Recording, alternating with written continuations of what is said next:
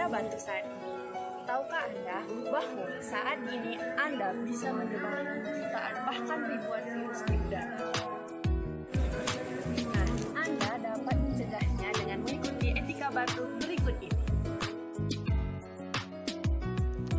Contohnya, saat Anda sedang berinteraksi dengan orang lain dan tiba-tiba terasa ingin batuk,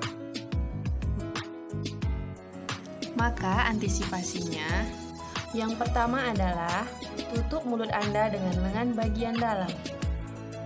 Yang kedua, ambil tisu, lalu lipat tisu di bagian dalam dan buang di tong sampah.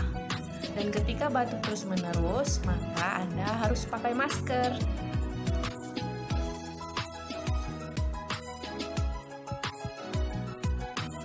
Begitu juga saat Anda bersin.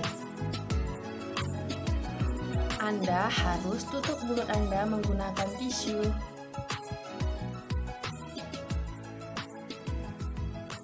Lalu, lipat tisu di bagian dalam dan buang di tong sampah.